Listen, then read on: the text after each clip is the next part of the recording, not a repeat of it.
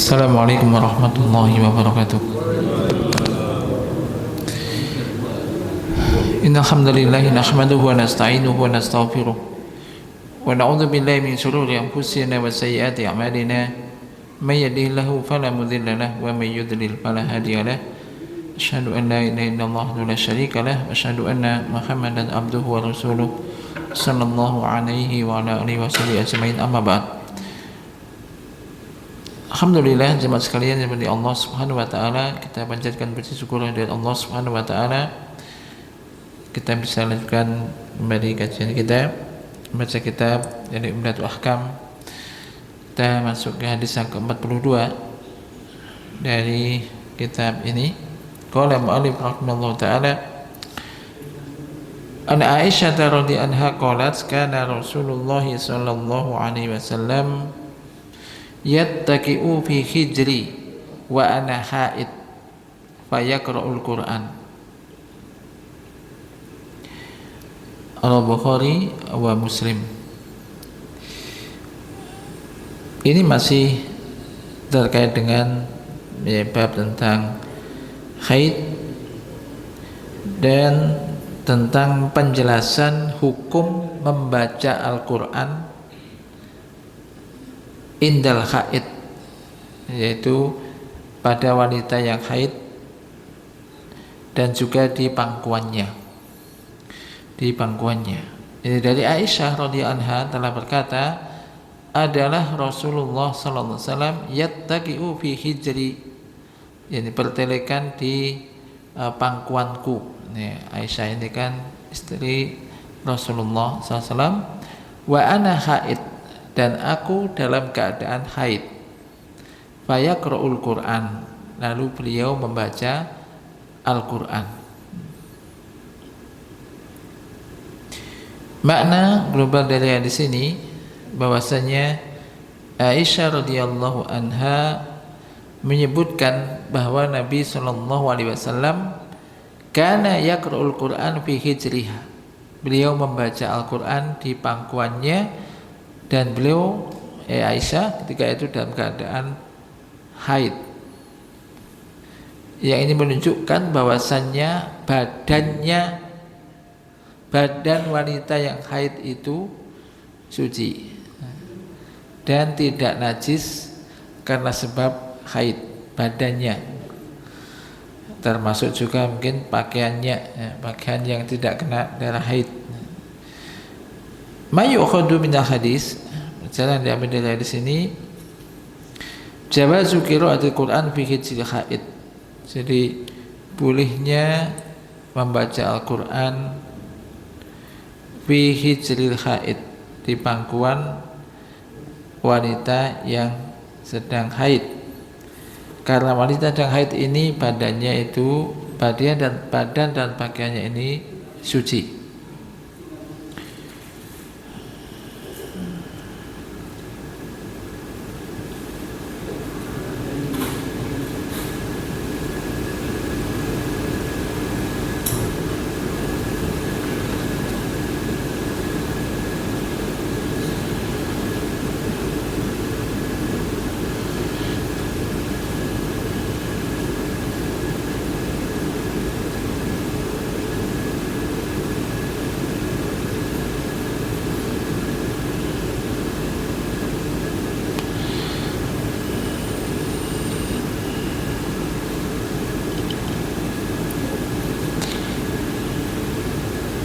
Kemudian kalau di kitab Taisir Alam disebutkan situ takhrimu qiraatil Qur'an ala haid akhdan min tawahumi imtina'il qiraah fi hijril haid. Qalahu Ibnu Daqiqil Id, diharamkannya membaca Al-Qur'an bagi wanita haid, ini akhdan, ini apa, pendapat berdasar atau berpedoman bahasa dari diambil dari mintawa humi imtina'il qiraati fi hijri haid, yakni adanya anggapan tidak bolehnya membaca Al-Qur'an di pangkuan wanita yang haid. Qalahu Ibnu Daqiqil Id, ini disebutkan oleh Ibnu Daqiqil Id. Qala Hafidz bil Fathi qala Ibnu Daqiq al-Id fi hadzal fi'li isyaratun ila anna al-haid la taqra'ul Qur'an. Di dalam hal ini ada isyarat bahwasanya wanita haid tidak membaca Al-Qur'an, karena membacanya seandainya itu boleh, tentu tidak ada anggapan tidak bolehnya membaca di pangkuan wanita yang haid sampai dibutuhkan pendalilan atau dalil atas hal itu. Nah, ini bahadza khilafu man dhahaba ilaihi syarih, ini berbeda dengan apa yang disebutkan oleh syarih min tahrimi qiraatil Quran alal haid. Tentang hal ini memang di antara ulama ada yang menyebutkan kalau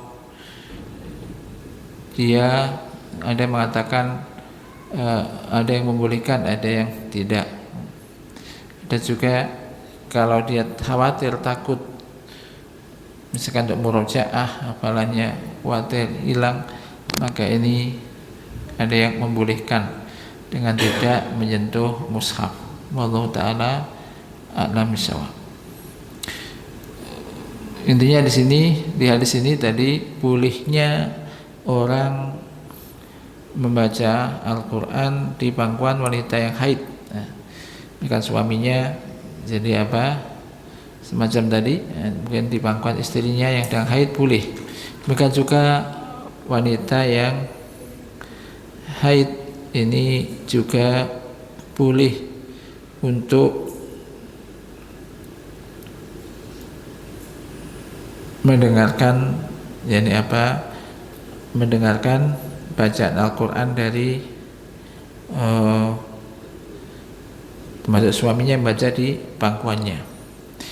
Demikian juga diambil pelajaran dari hadis ini jawazu itika'i rajul fi hijri zaujatihi, bolehnya seorang suami atau laki-laki atau suami di sini bersandar pada di pangkuan istrinya. Nah, ini semacam ya boleh memang wanita suami istri ini semuanya boleh. Maka ini juga bisa untuk mendekatkan hubungan antara suami istri. Ya, ini enggak masalah. Walaupun sudah tua, ya enggak masalah, semakin tua semakin dekatlah hubungan antara suami istri, kakek dan nenek, sudah kakek-kakek, nenek-nenek ya. Ini ya bagus. Ya, karena apa? Demikianlah yang diajarkan oleh Islam dan dicontohkan oleh Nabi. Demikian juga di sini juga menunjukkan bagusnya akhlak Nabi sallallahu alaihi wasallam dan muasyarah, hubungan Nabi terhadap hubungan pergaulan Nabi dengan istri-istrinya. Ini apa? Menunjukkan keharmonisan hubungan antara suami istri. Ada yang ke-43. An-Mu'ad qalat al-Mu'adzata qalat sa'altu Aisyah radhiyallahu anha faqultu ma balul haidhi taqdi as-sawma wa la tahdhi as-shalah. Faqalat aharuriyatun anti faqultu lastu biharuriyatin walakini as'alu faqalat kana yusibuna dzalik fanu'maru biqada'i sawmi wa la nu'maru biqada'i shalah. Ini kemarin telah kita singgung hadis ini. Jadi tema hadis ini adalah tentang hukum wanita haid mengqadha puasa dan juga yani salat hukumnya apa. Dari Mu'adzah telah berkata, aku pernah bertanya kepada Aisyah radhiyallahu anha. Fakultu, aku bertanya, ma balul haid, mengapa wanita yang haid itu mengqadha puasa dan tidak mengqadha salat? Mengapa wanita haid itu mengqadha puasa? Orang haid itu nggak boleh puasa, nggak boleh salat. Tapi mengapa dia disuruh mengqadha puasa kok tapi tidak disuruh mengqadha salat? Lalu Aisyah mengatakan, aharuriyatun anti. Ini apakah kamu wanita haruriyah? Haruriyah ini apa? Khawarij. Ini dinisbatkan kepada Haruriyah, yakni negeri dekat Kufah namanya Harura. Yang keluar dari daerah itu kelompok pertama kali dari golongan Khawarij, ya, menyerang Ali bin Abi Thalib radhiyallahu anhu. Maka fasara al Khawarij yu'rafuna bil Haruriyah, sehingga orang-orang Khawarij ini dikenal dengan nama Al-Haruriyah. Maka ia bertanya, apakah kamu itu wanita Haruriyah Khawarij? Fakultu, aku bukan wanita Haruriyah atau Khawarij, akan tetapi aku ini memang ingin bertanya. Maka Aisyah mengatakan, kana yusibuna dzalik, kami dulu pun mengalami itu, yaitu mengalami haid di zaman Nabi. Fa nu'maru bi qada'i shaum, lalu kami diperintahkan untuk mengqadha puasa. Wala nu'maru bi qada'i shalah, namun tidak diperintahkan untuk mengqadha salat. Hadis riwayat Imam Bukhari dan Muslim. Nah, di sini dari makna hadis ini bahwasanya Mu'adzah ini bertanya kepada Aisyah radhiyallahu anha tentang sebab yang menyebabkan kenapa syariat ini menjadikan jadi wanita yang haid ini disuruh mengqadha, yakni apa, puasa, namun dia tidak mengqadha salatnya. Padahal kedua-duanya ini adalah wajib. Salatnya wajib, puasa ya wajib. Bahkan salat itu lebih a'dham minas syiyam, lebih agung daripada yakni apa, puasa. Maka ini dalam hal ini jadi masalah agama, jadi menjawabnya seandainya ada pertanyaan semacam itu pun, jadi jawabannya bagaimana? Ibunda Aisyah menjawab semacam ini. Jadi bukan karena pakai akal kita. Wa kana ada mutafriqi bainahuma fil qada huwa madhhabul Khawarij al-mabniyu 'ala siddah wal kharaj. Dan tidak membedakan antara puasa dan sholat di dalam mengqadha, artinya pokoknya semuanya harus diqadha. Ini adalah mazhabnya Khawarij. Orang Khawarij yang ya dibangun di ala siddah wal kharaj. Jadi ada juga ya, ada dulu pernah ada orang ya bertanya, mungkin ada juga dari pengajian semacam itu ya. Jadi wong sholat itu kan lebih agung daripada puasa. Puasa suruh qadha, sholat ganti qadha. Akhirnya apa, di qadha. Maka yang sunnah tidak demikian. Tapi itu mazhabnya siapa? Al-Khawarij, orang-orang Khawarij. Maka Aisyah radhiyallahu anha mengatakan kepada wanita bertanya tadi, pertanyaannya ini mengingkari. Mengapa kamu bertanya begitu? Itu. Maka akharuriyatun anti tak takidina mislama ya takidun, apakah kamu itu wanita Khawarij yang berkeyakinan sebagaimana keyakinannya orang-orang Khawarij, yaitu mendalam-dalamkan masalah ya keagamaan, tasdid, yang terlalu yani apa, hal-hal yang tidak diwajibkan kemudian diwajibkan. Maka ditanya dengan semacam itu. Faqalat, maka wanita ini menjawab, lastu haruri, aku bukan wanita Khawarij, akan tetapi aku bertanya dengan pertanyaan orang yang ingin tahu dan ingin belajar, maksudnya semacam itu. Maka Aisyah radhiyallahu anha menjawab, kanal khaidu yusibuna zaman Nabi. Haid itu pun juga kami alami dulu di zaman Nabi SAW.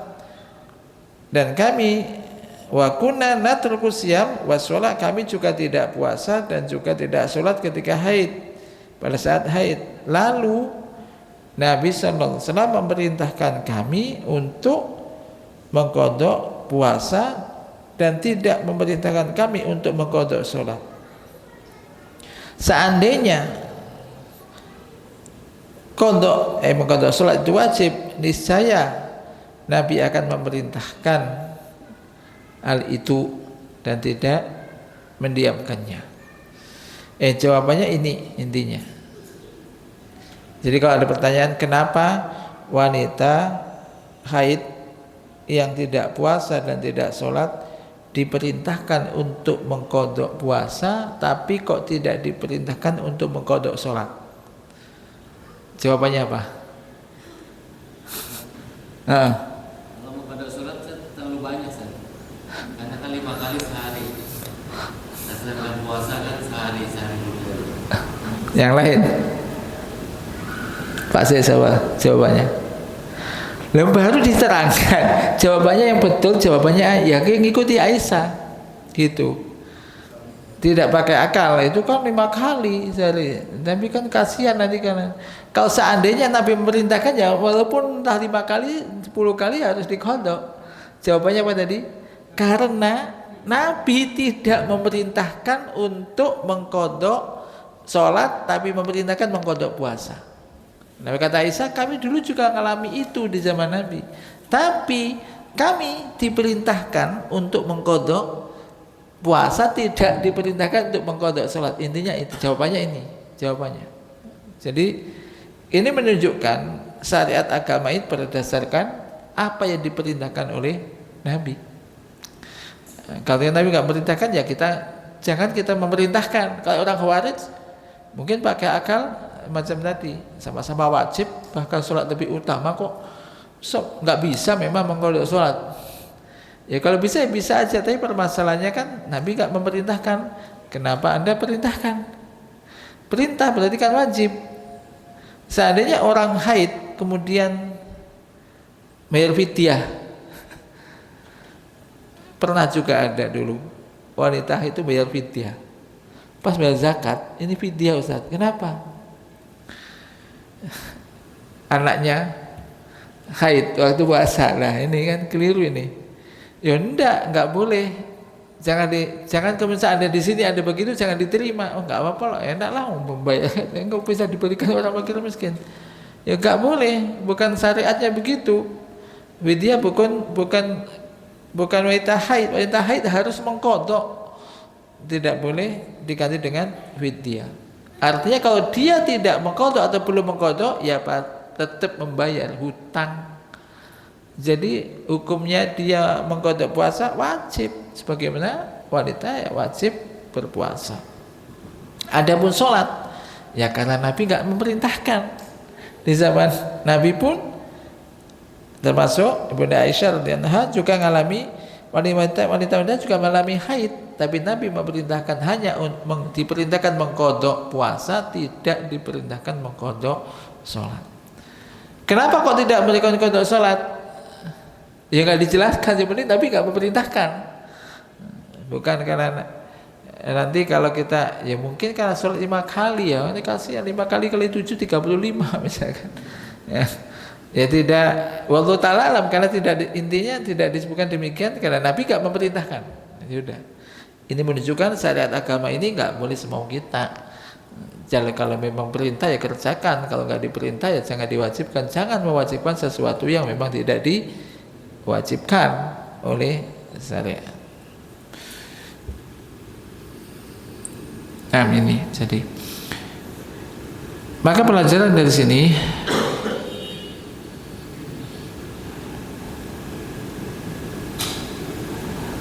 wallahu ta'ala alam, tapi jawaban yang tepat ya memang walaupun di dalam kitab Taisir Alam disebutkan sebagaimana jawaban antum. Jadi ya ini mungkin hikmahnya wallahu ta'ala alam ya.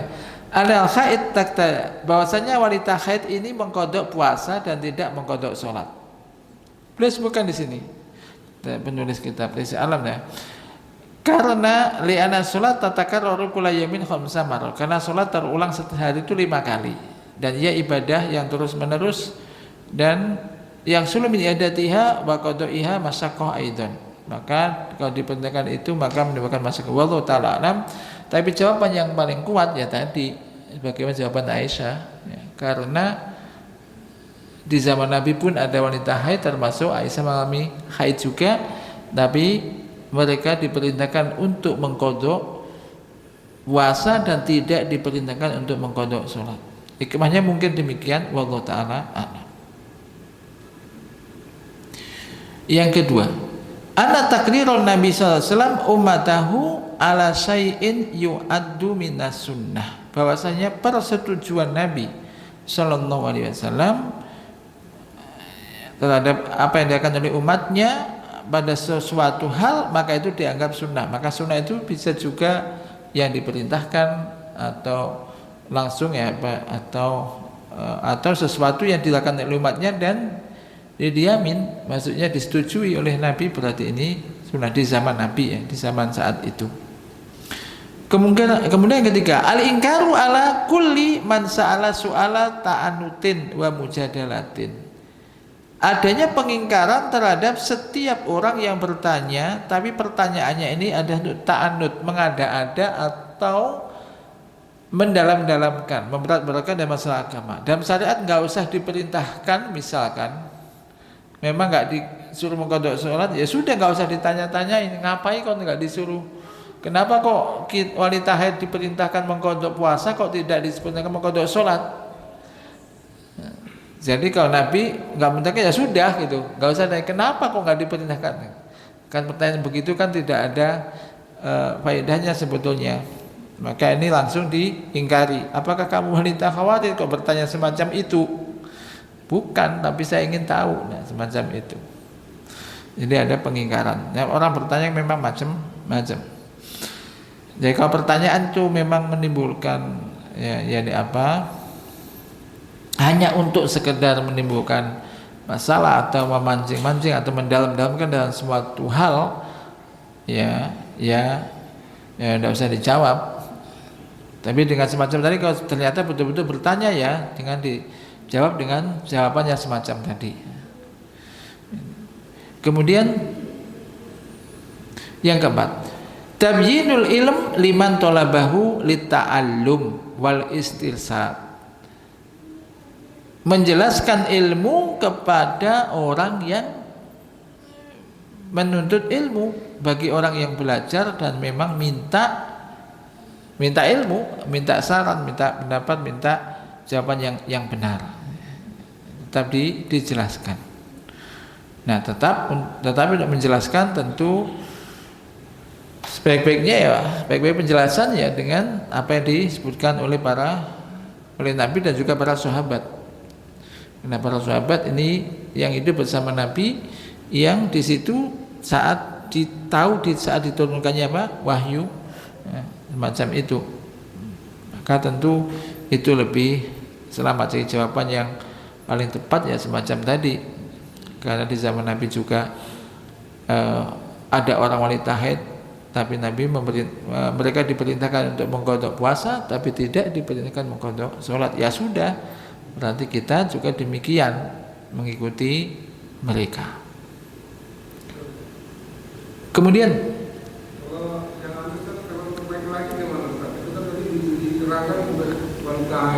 kita laki-laki kan dahan gitu.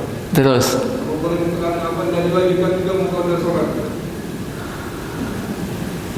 kenapa wanita kalau orang laki-laki nggak haid, kenapa nggak sholat? Pertanyaannya kan nggak ada halangan untuk sholat. Maka jangan sampai orang itu nggak sholat. Walaupun pembahasan tentang orang nggak sholat ini ya, ada yang kufur. Yang jelas orang yang meninggalkan sholat karena kenapa nggak sholat? Ngapain sholat? Sholat nggak wajib ya, kufur. Mengingkari wajibnya sholat jelas kufur. Tapi kalau orang nggak ada sebab, nggak ada apa-apa, kok nggak sholat, maka ini ala khotorin azim. Kalau betul-betul nggak sholat sama sekali, man taraka sholatan muta'ammidan faqad kafara, barang siapa meninggalkan sholat dengan sengaja, maka ia telah kufur. Tapi kalau misalkan gini, kapan orang itu mengqadha sholat? Apa sih mengqadha itu? Artinya mengqadha itu apa? Mengkodok? Lak badal yang mengganti. Mengkodok itu mengerjakan tapi sudah tidak pada waktunya.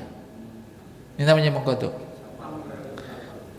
Mengerjakan itu sudah di luar waktunya. Jadi misal orang itu entah dikatakan mengkodok atau dikatakan mengerjakan. Orang contoh ketiduran. Anda misalkan tidur sebelum duhur, ya kan? Capek sebelum duhur, nunggulah duhur. Ternyata kebablasan, bangun-bangun sudah maghrib, depan asar, maghrib loh. Jadi maghrib capek betul loh. Begitu adzan maghrib. Nah terus saat duhur asarnya sholat apa enggak? Kapan sholatnya? Iya pada saat bangun. Pada saat bangun. Kalau seandainya masih ada waktu cukup untuk mengerjakan ya duhur, asar, kemudian maghrib. Kalau misalkan maghrib waktunya mepet sudah maghrib, habis itu baru yang kerjakan duhur, asar. Artinya tetap dikerjakan pada saat ya bangun. Pada saat bangun itu dia harus mengerjakan sholat. Jadi karena namanya orang ketiduran, nggak ada yang bangunkan misalkan. Hatta misal sekarang, entah dikatakan mengkodok atau mengerjakan. Orang sholat subuh pernah di zaman Nabi itu. Subuh bangunnya sudah siang, nggak ada yang bangunkan, kesiangan lah, kesiangan. Maka boleh nggak orang tetap sholat subuh? Nah, matahari udah terbit, udah siang lagi jam 8 baru bangun misal. Boleh nggak sholat subuh? Apa hukumnya sholat subuh? Ya wajib, bukannya boleh. Wajib, dia belum sholat kok. Bedakan dengan yang ini. Dia bangun jam 4:30. 4:30 kan belum sholat, belum adzan itu. Tapi dia udah bangun. 4:30 udah bangun, kemudian siap-siap mau kerja, mandi gini-gini. Sampai jam 6:30 belum sholat subuh. Sholat subuhnya nanti jam 6:30 matahari sudah terbit misalkan, atau jam 7. Boleh nggak? Boleh nggak sholat sampai jam 7? Wong tangine wis bangunnya 4:30 tapi sholatnya 6:30. Boleh nggak? Iya, boleh nggak sampai keluar waktu? Ya nggak boleh, karena waktu sholat itu sudah ditentukan waktunya. Maka di antara rasanya sholat itu dukhulul waqt, masuk waktu. Artinya pas dikerjakan pada saat itu. Tidak boleh sebelumnya, tidak boleh setelahnya, kecuali ya ada sebab tadi. Kecuali ada sebab. Ini.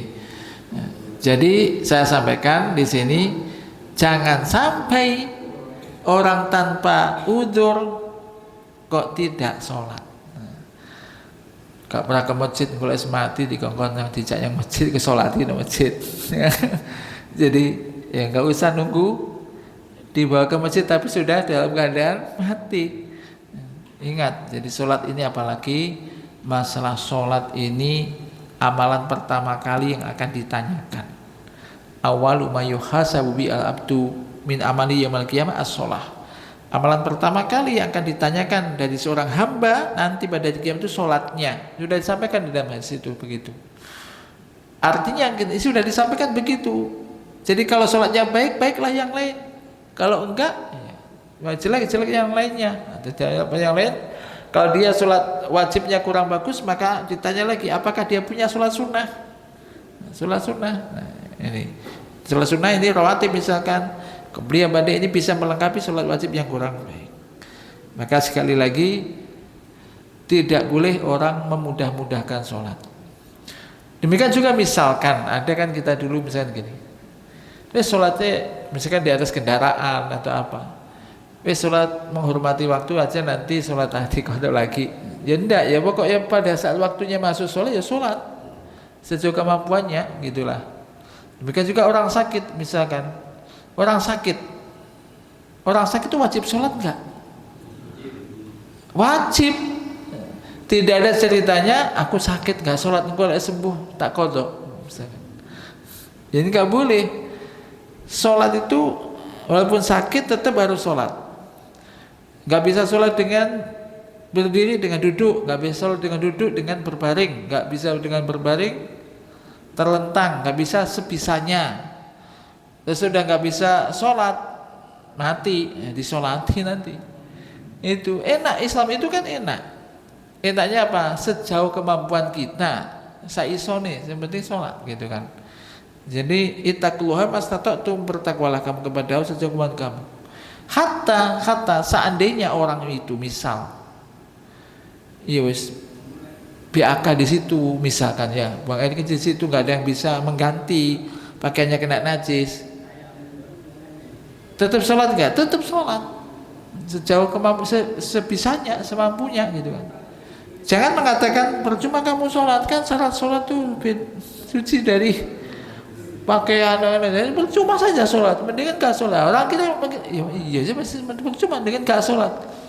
Bahaya sahabat memang begitu. Ya, ulama mengatakan tetap sholat. Karena kondisi beda dengan orang memang pakaian jelas najis, dia sudah bisa mengganti, tapi dia nggak ganti. Sudah tahu pakaian najis dipakai sholat juga, padahal dia punya pakaian yang suci, bisa mengganti. Kan beda dengan kondisinya orang yang betul-betul sakit, tidak ada yang mengganti, pakai pampers misalkan, nggak ada yang mengganti, tapi dia masih ingat waktu, udah sholat sejauh kemampuannya. Jadi ini ya, kalau wanita haid ini memang fitrahnya, wanita yang masih normal, masih mengalami haid tadi tidak boleh sholat dan juga tidak boleh puasa. Hanya saja puasanya wajib diqadha, sholatnya tidak. Kemudian tadi sini yang kelima, kaunul haidi la taqdi shalah li ajli masaqah, keadaan wanita haid tidak mengqadha salat karena masaqah. Dan di antara dalil-dalil yang menunjukkan kaidah dalam Islam adalah innal masaqah tajlibu taisir, semuanya suatu yang memberatkan ini mendatangkan kemudahan. Jadi yang berat maka ini memberikan kemudahan.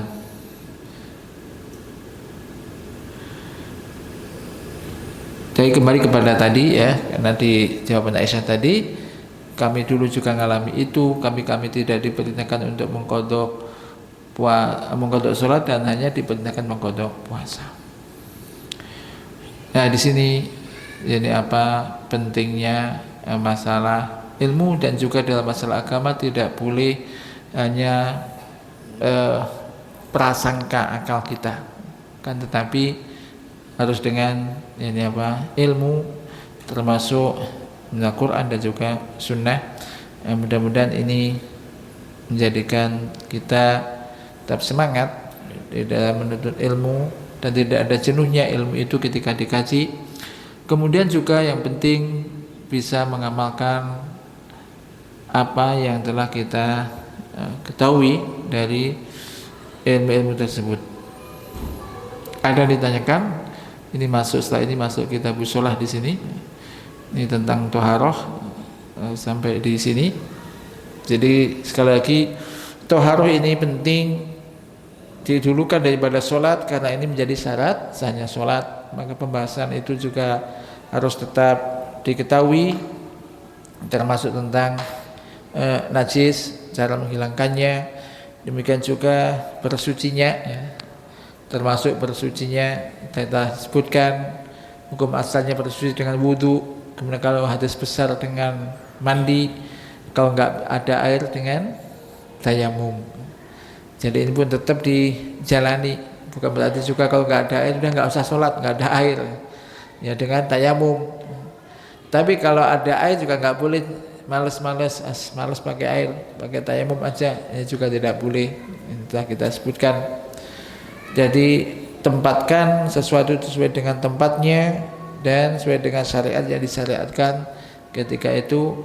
Ini juga sekali lagi dalam rangka untuk beribadah kepada Allah, termasuk menjaga ibadah kita, termasuk di antaranya adalah tentang sholat kita ini. Maka ini agungnya sholat, dan sekali lagi sholat ini adalah silah hubungan antara seorang hamba dengan Allah itu dengan sholat. Maka sekarang harus kita meningkat nikmati rasakan nikmatnya orang sholat ya, menikmatnya orang sholat. Jadi nggak hanya sekedar cepat-cepat yang penting kewajibannya sudah selesai, akan tapi rasakan nikmatnya. Apalagi Anda ketika sujud, ketika rukuk sujud ini rasakan ini kedekatan dengan Allah. Kemudian doa-doa yang dibaca ini mulai dihayati bacaan-bacaan itu. Insya Allah orang ketika merasakan nikmatnya sholat, dia akan senang untuk melakukan ibadah sholat. Bahkan dia akan tambah dengan sholat-sholat sunnah, sholat-sholat nafilah setelah selesai mengerjakan ibadah sholat yang wajib. Insya Allah setelah ini kita akan nanti bahas masuk tentang kitabus sholat. Ada ditanyakan dari yang kita bahas, silahkan kalau ada. Terkait kodok sholat itu kan, kalau misalnya kita dulu mungkin pernah merasa meninggalkan sholat gitu, berapa tahun lalu gitu, apakah wallahu ta'ala alam. Jadi memang ada di antara ulama ya semoga bertaubat, karena kita nggak tahu tentang sholat ya. Ini bukan berarti dosanya kecil, dosanya besar sekali. Sudah sekali ia bertaubat dengan sungguh-sungguh, kemudian memperbanyak amal-amal sunnah, termasuk sholat sunnah, dan betul-betul bertobat kepada Allah dan bertekad untuk tidak mengulanginya lagi. Dan dari memperbaiki diri dan menjaga sholatnya dan memperbanyak ibadah sholat sunnah. Nah, demikian, dan sekali lagi berupayalah kita untuk menjaga sholat. Tentu di antara yang pertama itu doa ya. Rabbi ja'alni muqimas sholah wa min dzurriyyati Rabbana wa taqabbal doa. Karena agungnya doa ini. Ini doanya siapa itu? Nabi Ibrahim. Rabbi ja'alni muqimas sholah. Ya Allah, jadikanlah aku orang yang mendirikan sholat dan juga anak cucuku. Baru setelah itu juga diperintahkan ya, kita juga saudara kita, anak-anak kita, pasti kita, tapi doa yang penting sekali. Kalau kita nggak ditolong Allah, nggak bisa menjaga sholat itu. Maka ini pentingnya berdoa dan berupaya untuk sekali lagi menjaga sholat dan memerintahkan anak-anak kita untuk sholat. Dan butuh kesabaran, memerintahkan butuh kesabaran. Kalau anaknya sudah besar tetap diperintah nggak? Pernah mondok pernah, tapi misalkan jangan sampai udah pernah mondok tapi tambah gede kok tambah bebas, tambah kecil-kecilnya masih diperintahkan, udah besar udah bagus. Kadang-kadang ada orang tua kan begini, sudah besar kok, udah ngerti sendiri, biarkan tambahan, udah gede ya salah, gede tambah diingatkan, ayo sholat terus. Sampai kapan mengingatkan? Sampai mati lah. Kalau orang itu udah mati kan nggak bisa mengingatkan lagi, kan tetap aja namanya istri anak ya tetap menjadi tanggungan, tetap diajak terus, diingatkan terus semacam itu. Kadang-kadang ada tambah gede itu tambah malas. Nah ini jangan sampai. Nah, Rabbi ja'alni muqimas sholat wa min dzurriyyati Rabbana wa taqabbal doa. Allahumma anfa'na bima 'allamtana wa 'allimna ma yanfa'una warzuqna ilman tanfa'una bihi wa sallallahu ala nabiyyina Muhammad. Subhanakallahumma wa bihamdika asyhadu an la ilaha illa anta astaghfiruka wa atubu ilaik. Assalamualaikum warahmatullahi wabarakatuh.